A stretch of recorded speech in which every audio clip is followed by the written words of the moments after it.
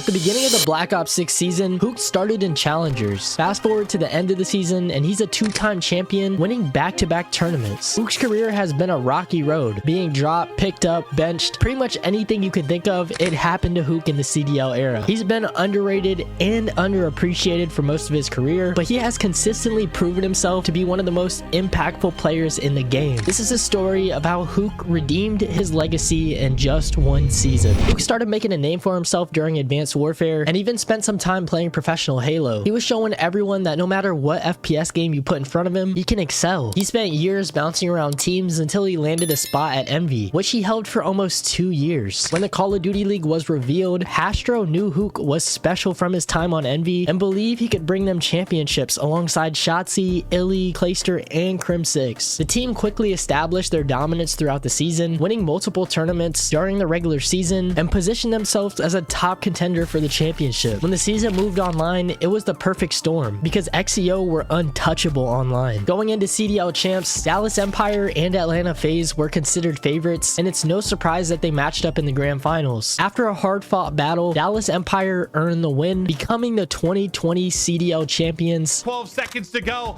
seemingly nothing that he can do, and there's the final kill. Dallas Empire get it done. They are your 2020 Call of Duty League champions. And this win was particularly significant for Huke, as it marked the first ring of his career. On top of that, Dallas Empire walked away with the largest prize pool in the history of competitive COD at the time. This was a definitive high point in his career and proved that he could win at the highest levels of the game. Although it was a moment of happiness, Huke did not feel too good after this win. In a later video, Huke revealed that during COD champs, he was taking Adderall, which is not allowed in esports. But basically, I won champs and I didn't really feel good on the inside. Of course, I was very grateful for winning, and it was mainly because of one thing. I, at the time, was taking Adderall, and that was kind of, the reason why I took it too, is like the pressure. I wasn't doing well, and I was like, oh, like maybe I should have, blah, blah, blah, blah. I got into it, and that's how I got into it. That you don't need it. There are healthy alternatives, and there is better ways to go about things, and there is positive ways to, help yourself. We got to set a better, or I personally want to set a better example for the kids and the next generation of players coming up, because we're the first people. I want to set a positive example of, you don't need to come into the Call of Duty scene and get cracked.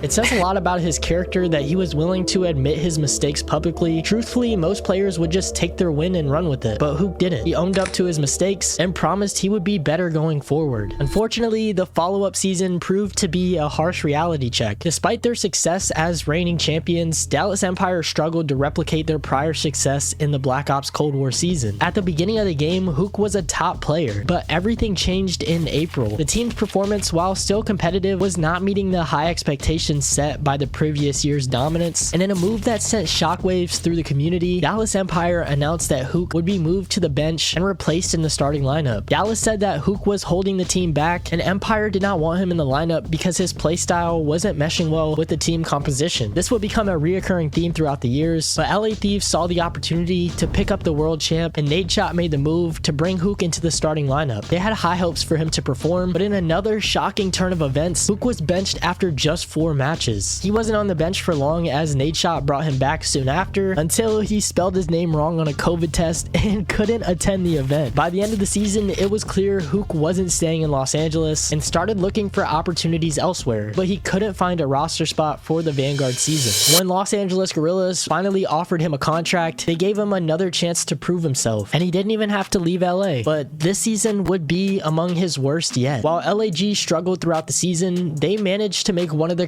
craziest bracket runs in Call of Duty history with a substitute on their roster at Major 2. If you haven't watched their run, I'd definitely recommend it. They matched up against FaZe in the grand finals, and LAG shocked everyone, winning the entire event, showing that Huke's days on top might not be over just yet. But just as everyone expected, this was a one-off tournament, and Guerrillas remained one of the worst teams in the league for the rest of the Vanguard season. They were unable to qualify for COD champs in 2022, marking a disappointing end to Huke's season. Huke remained on the team in Modern Warfare 2 after Arcitys joined, and the organization hoped for a major improvement from the previous season. But when MW2 was released, Guerrillas made no progress. They turned out to be one of the worst teams in the game, even worse than in Vanguard. They were being outplaced by their academy team, and the situation was looking hopeless. Huke and Guerrillas mutually decided to part ways during the season, and he became a free agent once again. Being released from the 12th place team is not ideal for any player, and for a time, it looked like Huke's COD career was coming to an end. I'm sure at this time, he was probably debating on whether to just grind in challengers or give up entirely, but that's when he struck some amazing luck.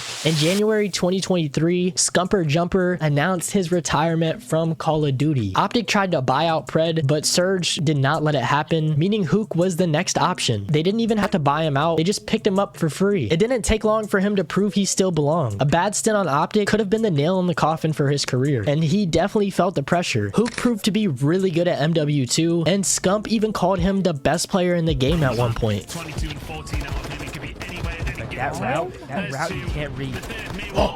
You called it. Yo, this guy is insane. They went on to make 2 grand finals in the season, losing both times with Dashy, Shotzzy, Ghosty, and Huke. By the end of the season, they were in second in the regular season standings, and at CDL Champs, OpTic had a disappointing top 6 finish, and one player in particular was highlighted from the community. During the final hardpoint against NYSL, Huke made a bad play by pushing up too far, allowing Kismet to sneak through and make the play that ultimately costed OpTic the map. Huke had the gun skill to hang with the best, but sometimes he made plays that costed his team the game, causing much community backlash against his playstyle. Shortly after Champs, Huke was released from OpTic Texas, but he did manage to keep his spot in the league. With 30 seconds left, you will take this time if you are OpTic Texas. Oh, my! Throwing that lead, and Huke is taking over the game. Huke Nuke with 3. OpTic Texas, hold on. In Modern Warfare 3, Huke joined Seattle Surge, and it was a rocky one to say the least. After multiple changes with Arcitys, Brezzy, 04, and Illy, their best placement was a top 6. Surge were decent online, but could never reach that next level when it came to LAN. They had a last place finish at COD Champs in 2024, and when EWC came around, they shocked everyone and made an impressive bracket run, earning 4th and giving Surge a good end to the season, as well as a pretty nice payday. Surge didn't expect this roster to do as well as it did, and it was almost guaranteed that the roster would be broken apart in the offseason. For Huke, while he did have moments of takeover, he struggled in the slaying department, and looking through his stats, he didn't have over a 1 KD for any event, including the qualifiers for the entire MW3 season. So when Black Ops 6 came around, Huke was unable to find a roster spot. He was waiting for the right opportunity, but in the meantime, he joined the Challengers League to show everyone what he was made of. He was even getting clowned by pros like Sib for his poor LAN performances. I was frying in the beginning of the game. Yeah. Just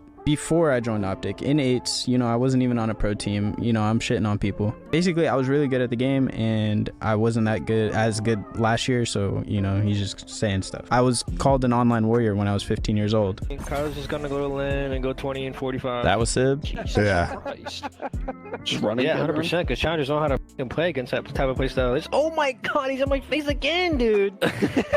But Huke never let the hate get to him. He was constantly working on his game, trying to become better, and he rose to the top of the challenger scene within just a few weeks of the game. People were shocked watching what he was doing to all these challengers players, and you could tell he was just 10 steps ahead of them. Teams started hitting him up to join their roster, but all those offers were rejected once Pred unexpectedly left the roster during the second week of the CDL season. In a tough situation, OpTic had to make a business decision, so they brought back Huke to pair with their former teammates. Throughout stage 1 with Kenny, Shotzzy, and Dashy, Huke became the team's best player, dropping a 1.2, and the community was happy to see Huke bounce back from the MW3 season. Just as things were starting to look up for him, OpTic placed top 8 at Major 1, dropping Huke shortly after to bring Pred back. OpTic wanted to give their championship lineup one more go, but it ended in an 0-18 map losing streak. A change was needed. Multiple roster changes ensued. Kenny left the team on March 17th, replaced by Skies. After a poor placement at Major 2, Pred left the team again, and then it was announced that Huke would rejoin again. In a podcast after the season, Huke explained why he decided to rejoin after being dropped so many times by OpTic. When they were 0-18 and they were trying to get you back, was there any thoughts like, I don't know? Or was it just like, yep, I'm there? It was a big decision because I wasn't sure what to do. It was just between like what I wanted. Like, do I want to try and join back a team that dropped me a few times, or do I want to try something new? You know, that's basically all it was. Was there any vendetta against them? No, not at all. Truthfully, no. I've been playing for so long, like the times where I had vendetta, it just like didn't feel good. The Shotzi and Huke duo proved to be effective, but something was missing. They were unable to get over the hump to win the big tournaments and make deep bracket runs, and even struggled in some qualifier matches, but Shotzi was dead set on not making any more roster changes for the Black Ops 6 season. Despite their insistence, Hex decided to bench Skies and bring in Mercules, who finished in the top 3 with Toronto at his first ever CDL event. It reminded people of the MW2 season when OpTic took a chance on Ghosty, and it was a similar situation, bringing new faces into the team, which made everyone excited. When Merc joined, the entire team dynamic shifted, and OpTic quickly climbed to the top of the CDL. We drop AG, my man Kyler comes back through those doors, and what do I say to you? The first thing with the shoes, you said unfinished business. That's right. The bad plays that hurt Huke's reputation were replaced by a new maturity and strategic plays. Community comments started to change, saying that Huke had become a totally different player and was now activated on OpTic. His communication, once seen as chaotic or lacking, was now praised as calm and cool, almost like a UAV. Huke's redemption happened in the latter half of the season and reached its climax at the 2025 CDL Champs. OpTic Texas, with Huke in the lineup, went on an incredible late season run. They dominated the competition without dropping a single series throughout Champs. Superstar in the making, Hercules is a big test for him within this series, but all right, half the time going to go the way of OpTic early, the other half will be the way of FaZe, who's going to try and stagger this transition. Let's see if he can actually stagger it. Nice win. That's what, 3-4 straight headshots for him. Yeah, but Huke still just staying alive on the hill, but now you're going to allow FaZe to get into the positions that they want, but it doesn't matter. Huke continues when to they matched up against Vancouver Surge, they battled it out. Send it forward. Is he going to be able to get there in time? Is he going to be able to save it?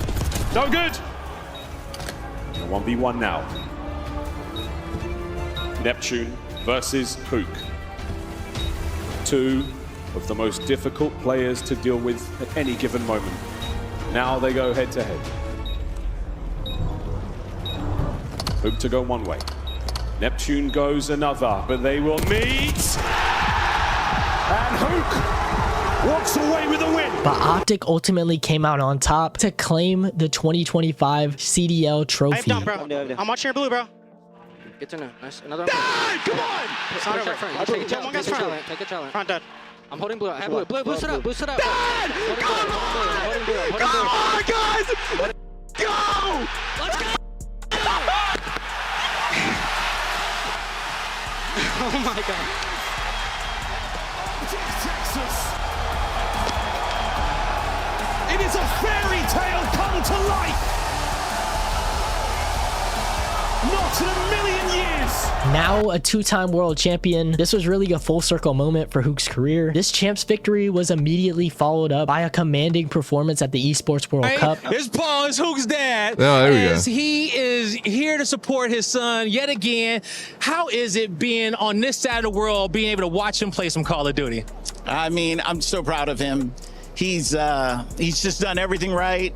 They're back-to-back, or well, they are back-to-back world champs. He's two-time world champ, and I'm gonna go anywhere he goes to see him. You know, he came through again. I know what he can do, and he's just great. He's great at it, and he's a champ. Yep, that boy never gives up. Okay, They went on to dominate everyone in the CDL and Challengers teams, going on to win EWC, becoming back-to-back champions in the Black Ops 6 season. On the grandest stage of the gaming world, OpTic are the champions of the Esports World Cup.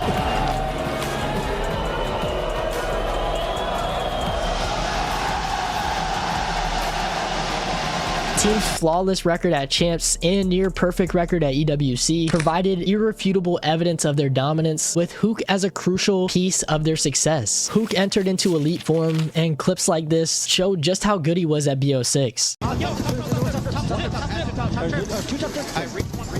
Good try, buddy.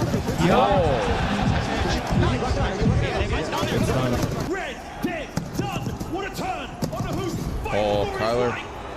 Oh, Kyler. Oh. still. Now Nice. a two-time world champion and back-to-back Black Ops 6 champion, Huke has reclaimed his spot at the top of Call of Duty. For a time, it looked like his career might be over, but with a few smart moves on his end, he was able not only to save his career, but become one of the most impactful players in Call of Duty. He has had a confusing career with many ups and downs, but he never let that stop him from pursuing his dream. On top of that, he is extremely humble and puts 110% into every match he plays. His teammates are constantly giving him praise for always going hard, even in practice, and even when you listen to OpTic's comms, you can tell Huke is giving everything he has to make his team better. It's safe to say OpTic activated Huke, redeeming his Call of Duty career and cementing him forever in Call of Duty history. Let me know what you think about Huke's turnaround. It's pretty insane, and he's become one of my favorite players to watch and follow in the CDL, so I wish him the best going forward, and his story still continues into Black Ops 7. If you guys enjoyed this video, check out my recent video where I showed how OpTic dominated the Esports World Cup. If you enjoyed this one, you've got to check that one out. But I hope you guys have a great week. Thank you so much for watching, and I'll see you in the next one. Until then, peace.